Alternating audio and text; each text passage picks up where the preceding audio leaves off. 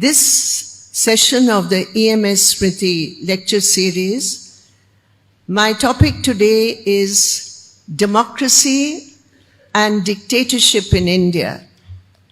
But before we come to the topic, I would like to pay my homage and tribute to Comrade 𝒉𝒆𝒂𝒄𝒉, the great Marxist revolutionary and thinker, who combined in himself and his work a synthesis of revolutionary theory and practice, and who used his towering intellect for the cause of the working classes of India, for the cause of socialism.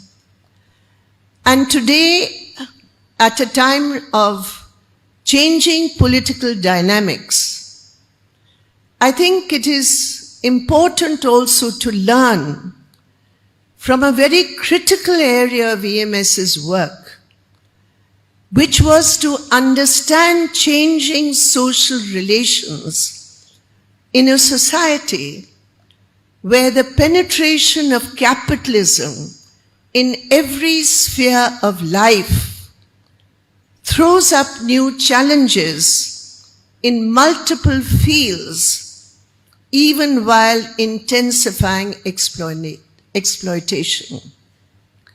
So in tribute to 𝒉𝒔 and to pledge to take his work forward, and also on this occasion, I would like to remember and pay tribute to our beloved Comrade Datmash and Murlimash, who for so many years had taken forward this idea that to celebrate 𝒉𝒔 and to celebrate his work, it is so important to have an exchange of ideas, to have discussion, arguments, debate, dissent. That was 𝒉𝒔's life, and Datmash and Murlimash paid their tribute through the organization of this 𝒉𝒆𝒍𝒑. So I pay my tribute to Datmash and Murlimash. We miss them, and I particularly miss them when I come here to Thrissur. As I said, we are discussing the topic of democracy and dictatorship in India. Now, I did a quick Google search to see what is the kind of common definitions which come up when we talk about democracy and dictatorship. And I found the commonest definition used, whether in textbooks or in papers, is what I thought a rather narrow definition, which is, quote, democracy is described as a system of government which is chosen by the entire population or eligible members of the state through elected representatives. And dictatorship is defined as a form of government where a single individual or group of people wield power without any limitations to constitutional authority. Now, in my mind, and as I will try and argue in the course of this discussion, this concept of democracy and dictatorship is a very narrow concept because it confines us to only one aspect, which is the form of government. So a form of government, according to this understanding, is either democratic or it is dictatorial. But even if we go by this very narrow concept of what constitutes democracy and dictatorship and limit our discussion in the first section to this aspect of a form of governance, what we find and what we see is in the last 10 years of the Modi rule, starting from 2014, what we actually saw was an outright assault even on this so-called democratic form of governance. Now, even if you look at Parliament, which is considered as the main model of democratic governance, if you just look at a few statistics, before the Modi years, Parliament used to meet on an average around 100 days a year, and earlier the first Parliament met for 135 days a year. But in the Modi years following 2014, Parliament itself, which is the seat of parliamentary democracy, the center of parliamentary democracy, Parliament met on an average between 2019 and February 2024, just for an average of 55 days. So this shows how, even within a form of governance which is supposed to be democratic, how the seat of that democracy, Parliament, can be so quickly downgraded.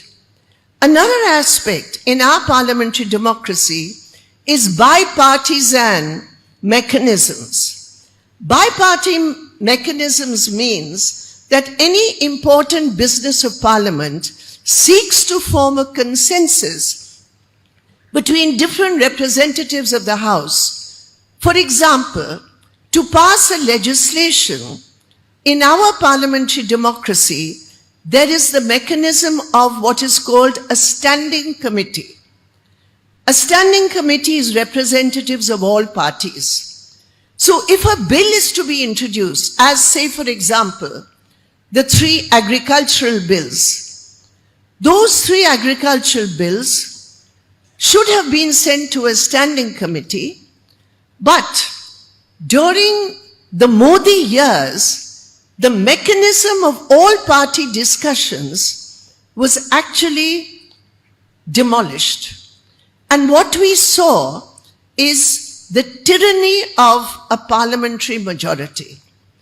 By a tyranny of parliamentary majority, I mean you can have a democratically elected majority, but if that democratically elected majority has its sole purpose of destroying protocols, destroying precedents, you'll be surprised to know that earlier on, before 2014, all bills, in other words, all bills which ultimately became laws, were sent to the Standing Committee for scrutiny, discussion and amendment in 73% cases of bills. During the Modi years, only 13% of all bills were sent to the mechanism of the Standing Committee. The budget. The budget is a very critical document for every single Indian. What happens in discussions on the budget? Earlier, there used to be a full-fledged discussion for the budget. This time, 80% in the last 5 years of budgetary exercises, 80% of the budgets were passed without any discussion. And in the 2024 budget, it was passed. The entire budget was passed without any discussion. So the first point is, even if we look at democracy and the functioning of democratic institutions from the narrow definition of forms of governance, we find that there was an outright assault on the center of parliamentary democracy, Parliament itself. What we also saw during this period were the legislation of so many laws which were directed against the Constitution of India, which promoted the centralization of power as opposed to the federal structure of the Constitution, and which, through this process of extreme centralization, a unitary form of government, which is death to democracy. In a country like India, where the Constitution itself recognizes the diversity of peoples, cultures, languages, and therefore gives a special place to state governments in the constitutional structure, what we found, both financially and politically, we found a complete downgrading and weakening and dilution of the federal structure of the Constitution, which is a very, very important part and a pillar for democratic functioning in a country like India. And what is interesting to note, and I think this is an example which we see across the world, where right-wing regimes come through an electoral process, that in the course of centralization of power, what we find is the centralization of power from the states to the center and from the center to an individual. Never before in the history of our country, and certainly it should give thought to BJP members and BJP leaders, that even an election manifesto, it is so centralized that the name of the party itself is removed and it comes only in the name of an individual.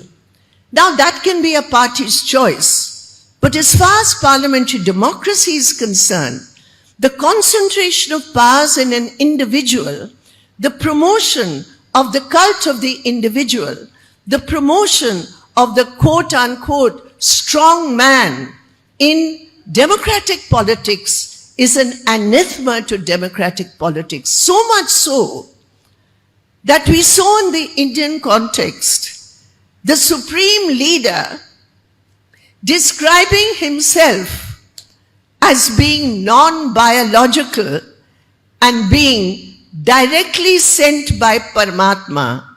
Now, we can make fun of it, but to me it seems symbolic of the drive towards the agenda of one leader, one party, one center.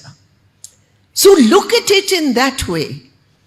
It was also in this period, my dear friends, where we saw the worst and the most extreme forms of inequality growing in India.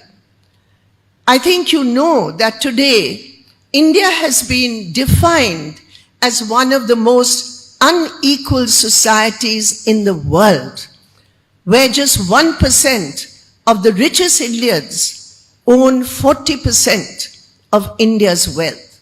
So these trends which we have seen in the last 10 years, I would describe it as a hollowing out of democratic structures and institutions which were mandated by the Constitution to be autonomous.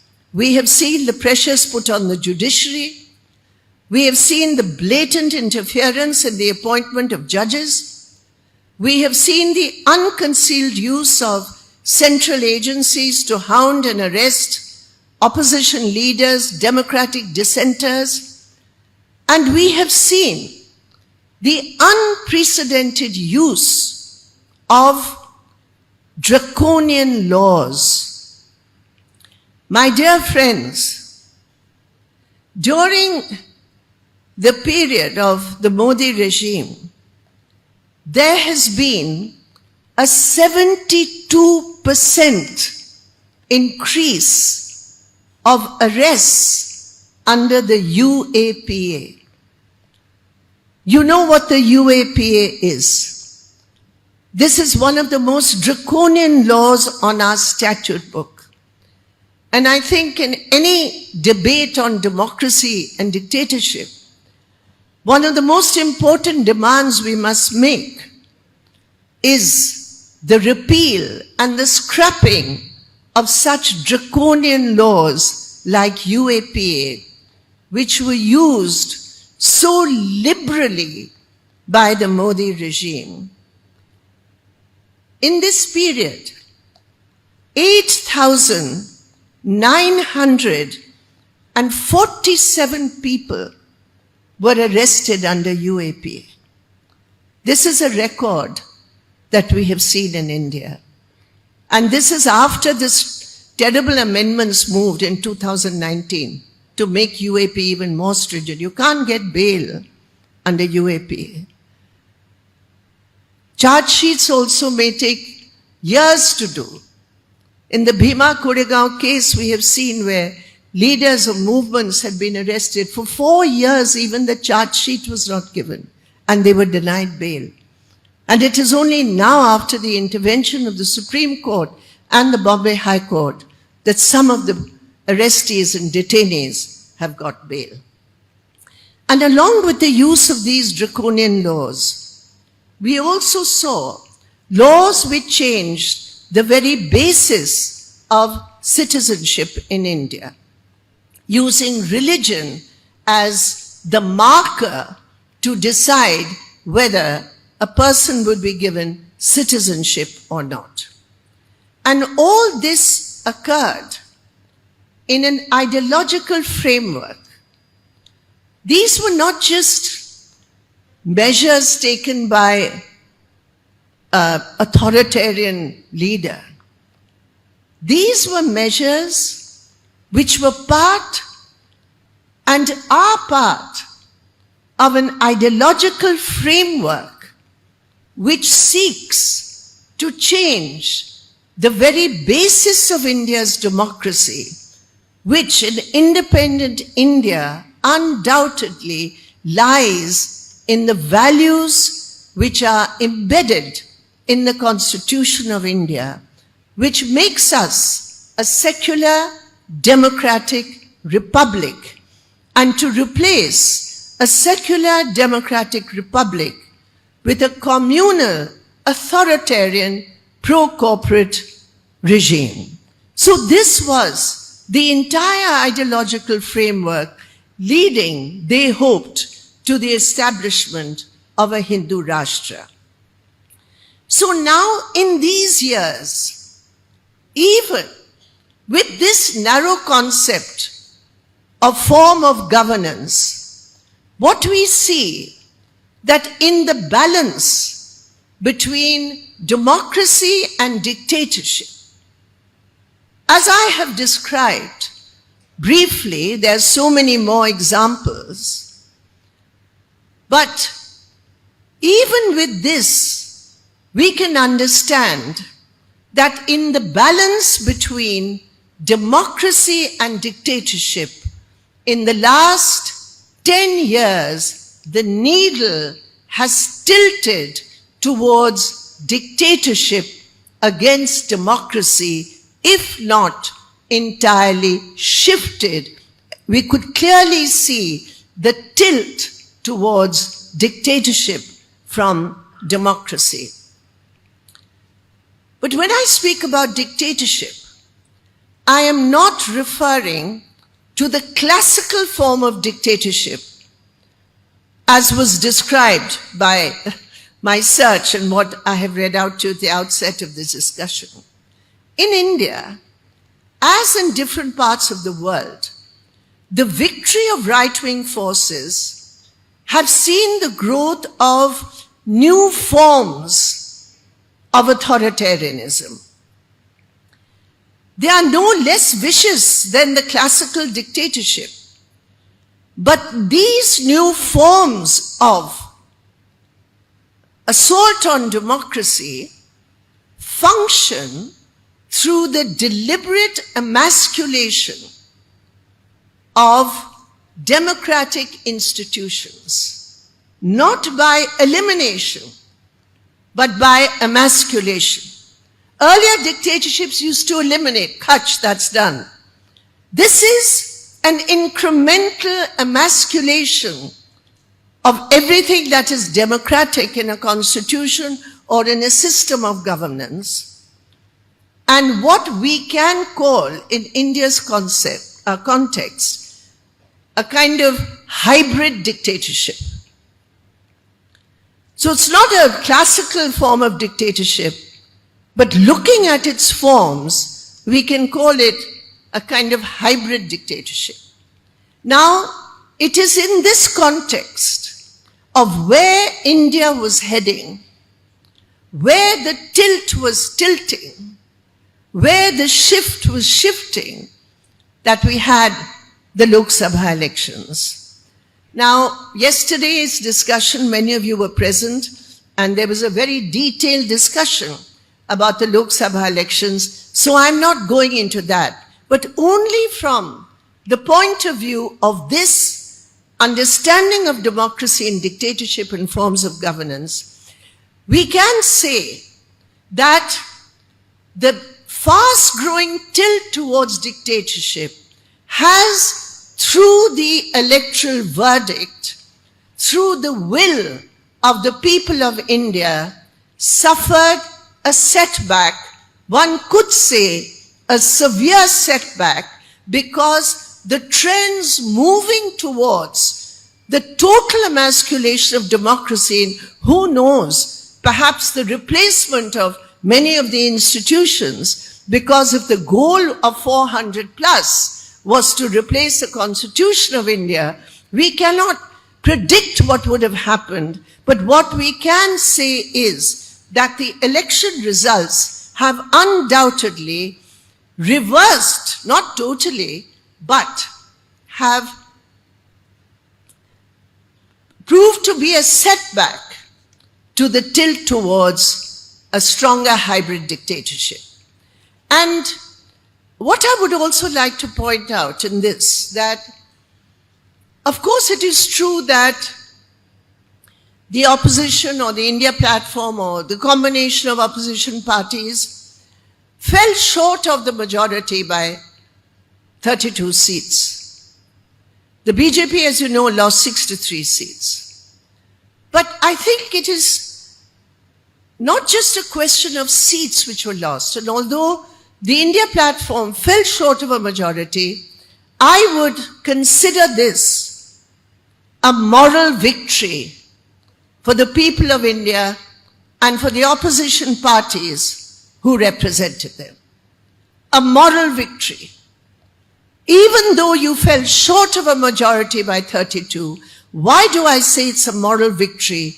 Because, as I have said, these elections came at a time when there was no level playing field in parliamentary politics at all. I mean, forget it. What happened with the Election Commission, a constitutionally mandated body to act impartially? What was impartial about it? From the word go, every single action of the Election Commission was designed to serve the interests of the ruling regime. It was amazing, never before in our history. Once a model code of conduct is implemented, never before in our history, have the leaders escaped. If Prime Minister Modi made the most horrendous communal speech in Banswara and Rajasthan, outright communal speech, what does the Election Commission do? It does not point out that it is Modi who has made the speech. They give some general notice to the Bharatiya Janata Party to prevent their leaders from making hate speeches. Never before in history. It is always the individual who is held accountable during the course of the election campaign.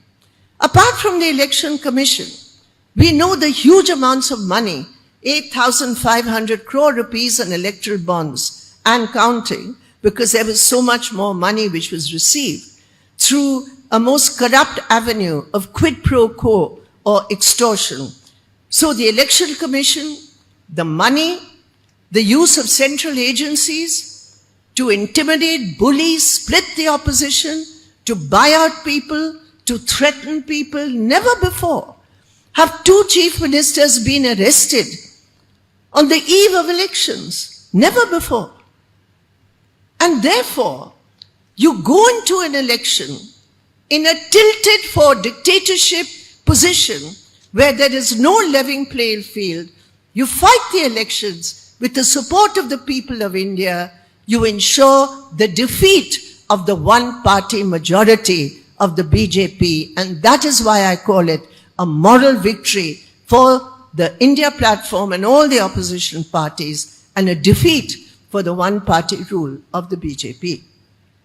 However, in this context, I must point out that I have seen several commentaries in which the celebrations of the defeat of the 400 plus slogan are leading to a sort of an, I would say, exaggerated assessment that this is the end of one-party dictatorship, or this is the end of the dictator, and now Modi will have to bow before the allies and so on. I mean, there is a shift, there's no doubt about it. As I have said, it's a setback. But we should not on any count underestimate the deep roots of this tilt towards hybrid dictatorship, which is based on a Hindutva platform, which is a highly communal platform, which is not limited just by an assessment of votes. We would be very mistaken if we did that. Because what we are seeing is, whereas the BJP suffered huge defeats in North India, in many states of North India, including the heartland of Hindutva, Uttar Pradesh, the heartland of Uttar Pradesh, Ayodhya, the symbol of the Ram Mandir narration as one of the biggest platforms, electoral platforms used by the BJP to rouse communal feelings against minorities and against what they call the quote-unquote anti-Ram, anti-Sanatani Dharam forces, meaning the opposition. All that was defeated. That's good. But there has been an increase, an expansion of the BJP in many states, including South Indian states, including Kerala, where there has been an increase across of an average. In some seats, much more, but on an average, 3% votes. Here in Thrissur, the people of Thrissur have elected, for the first time in Kerala's history, a member of parliament belonging to the BJP who is now a member of the government. He may not be happy because he may have expected something else. But the question is that we cannot underestimate the power of that ideology which exists in India today, and the challenges, I believe, that face us. The way the BJP will try and utilize its position of power to reverse the reality of not having a one-party majority are things which are in the future, but remembering the past is being able to decipher the future. Understanding the past and the present is a way to anticipate the future, to understand the challenges. And therefore, I think it would be extremely, I would say, illusory for us if we thought that the battle is even half over. No, it is not. Not at all. But yes, the people of India have spoken, and they have provided a democratic space for us to go forward. And I would also just like to mention, in Orissa, with the sweep that the BJP has established, I don't know whether we are aware that the person chosen as the Chief Minister of Orissa, a long-time RSS tribal leader, a strong RSS, staunch RSS tribal leader, just 2 years ago, he was sitting on dharna along with the Bajrang Dal people and the Hindutva Sangh Parivar people, demanding the release of Dara Singh, who was convicted for the brutal murder of Graham Steins and his 2 children. You remember Graham Steins, the missionary who worked among the tribals of Orissa, who was brutally burned to death along with his 2 children, minor boys. And the present tribal chief minister was sitting on dharna demanding his release. This is the kind of challenge that we face. I don't know. The Gujarat government did release the killers and the rapists in the Bilkis Bano case. I don't know if that is the kind of situation we are now going to face in Orissa, with the chief minister having actually sat on dharna demanding the release of Dara Singh. We don't know whether that will lead to another Bilkis Bano case in the Graham Steins case in Orissa. But I give you this example just to point out that it is a much deeper challenge that we face. And with the help of the people of India, because we have seen the importance of the Kisan struggles in this entire development of creating a democratic space. It was in all the centers of Kisan struggle, in Rajasthan, in Punjab, in Haryana, in West UP, in Maharashtra, where the BJP lost 38 seats. This is a remarkable transformation, a transfer of struggle on people's issues, on struggle for people's rights, on struggles for justice. It's a remarkable transfer of that struggle into a political message to punish those responsible for the repression against the Kisans. So these are some of the lessons that we learn in the struggle for democracy in India. But the question today before us in this discussion is, what makes democracy so vulnerable to the forces of dictatorship? Why should it happen that a country like India, an independent country which has fought for its freedom, what is it that makes our democracy so vulnerable to these kind of assaults?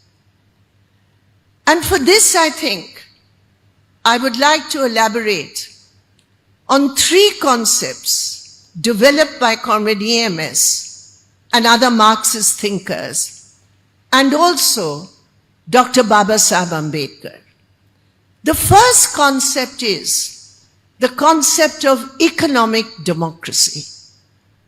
We have been talking about forms of governance as being democratic. No, that is only one aspect of democracy. But what does democracy mean for the mass of people in any country which has a parliamentary system of governance? 𝒂𝒆𝒄𝒉 said, political democracy, we call it political democracy. Political democracy without economic democracy is an empty shell. It is only when the masses of our people get freedom from economic exploitation that democracy will become truly meaningful. Now, of course, 𝒂𝒔𝒆 was talking about a different time. He was critiquing bourgeois democracy. He was saying this is a form of bourgeois democracy because actual democracy does not exist in an unequal, economically unequal, exploitative capitalist society. So it was in a different context. But for our purpose, the shell is exactly the shell of a hollowed out democracy in today's context. And as I had mentioned earlier, the question of inequality, a very interesting analysis I read it in the Financial Review magazine by an analyst called Debashish Chakravarti. I'm not going into all the details, I have them for anybody who wants them. But what he shows is that as dictatorial trends developed in political democracy, in the economic sphere, we found the growth of the centralization of economic power in the hands of certain big business houses. And he has identified the 5 big business houses, which are, obviously, we all know their names, Ambani, Reliance's Ambani, Tata's, Aditya Birla, Adani, and Bharati Telecom. And what he is showing is that the support of corporate India for the project of depleting democracy was a very clear indication of the class nature of the tilt towards dictatorship, hybrid dictatorship in India. And this is very closely linked, my dear friends, to the concept of economic democracy in the struggle against authoritarianism and dictatorship. And it is this concentration of power which represents, I would say, an alliance. Of course, we always say the ruling classes are represented by the representatives of the ruling classes in ruling class political parties. But here we find something similar as to what happened in Hitler's Germany. And we have seen through the course of history, and even now in many of the right-wing regimes across the world, how big corporates are the strongest pillars in the support for despots and for attacks on democracy.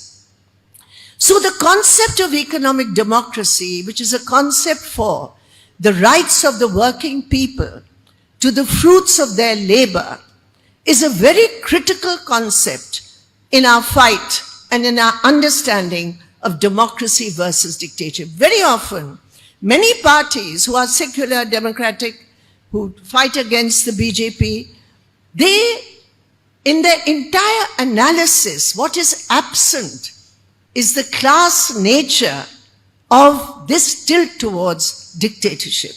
And I think that is what 𝒂𝒆's concept of economic democracy is very critical, and it should translate in the coming days to wider struggles against neoliberal policies, against the sellout of India, for Kisan and Mazdoor issues, for the rights of women, the youth, unemployment, all the issues which we raise. Remember, it is part of the fight for economic democracy. The second concept which I flagged today is that of social democracy, which was understood, analyzed, and raised by Dr. Babasaheb Ambedkar. And what he said is very interesting. Political democracy cannot last unless there lies at the base of it social democracy.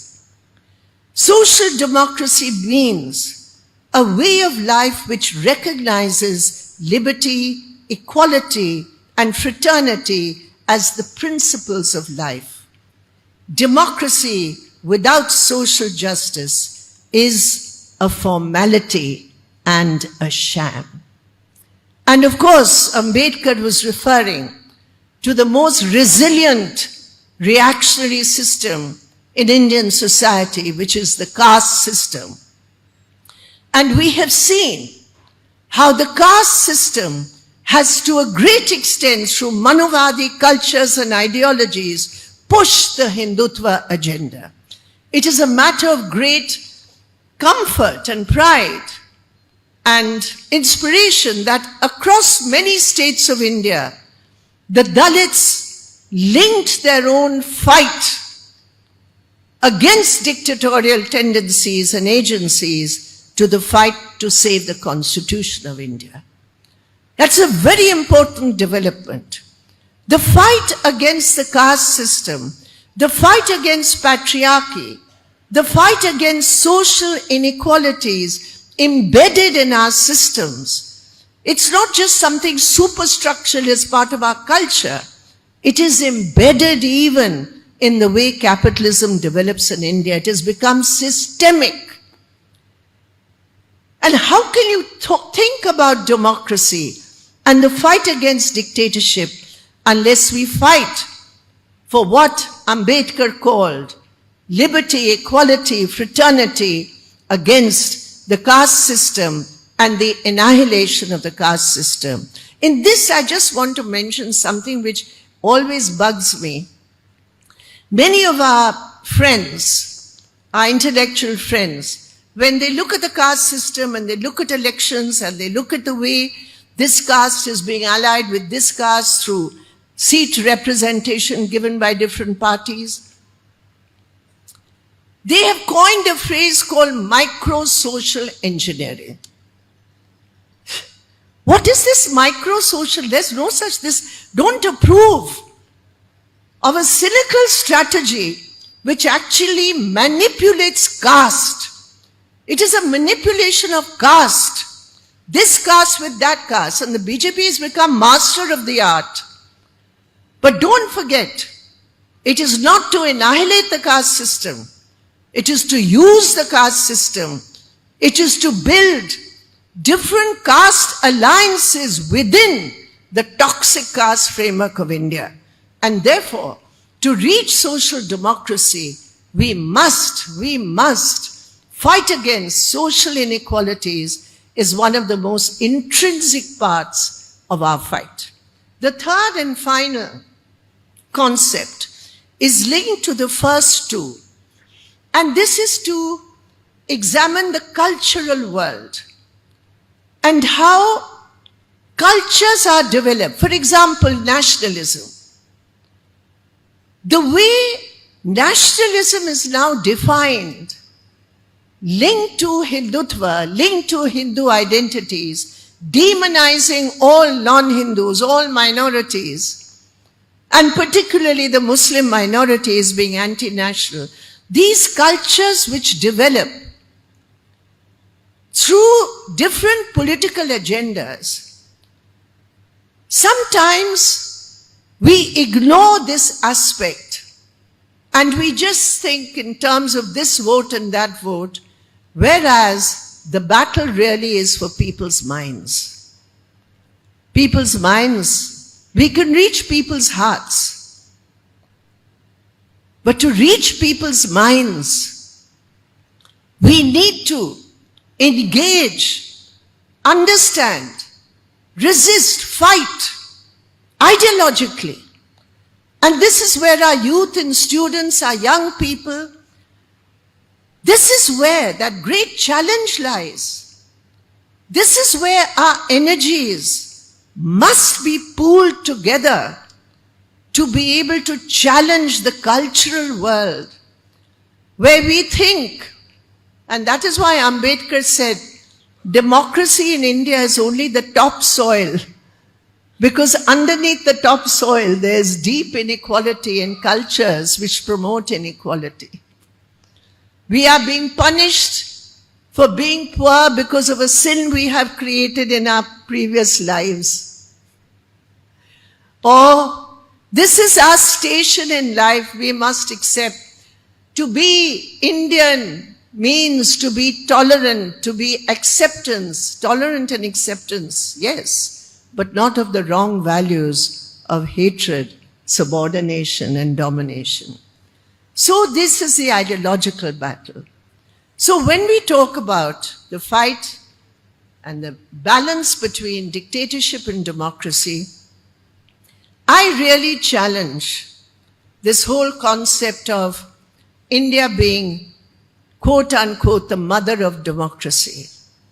Because we have seen through various times of our history the very cruel rule of unequal societies, communities, caste, gender. And if we look at economic and social democracy as part of democracy and not just the form of governance, then we have to question ourselves and to pledge to take forward the space that the people of India have provided in the setback to the forces of authoritarianism and communalism, and to take our struggle forward. We have to regather, remobilize, and come together with a renewed strength to take our struggle for democracy forward. I thank you very much. And once again, I pay my tribute to Comrade 𝒂𝒆𝒂𝒏𝒏𝒆𝒍. Thank you.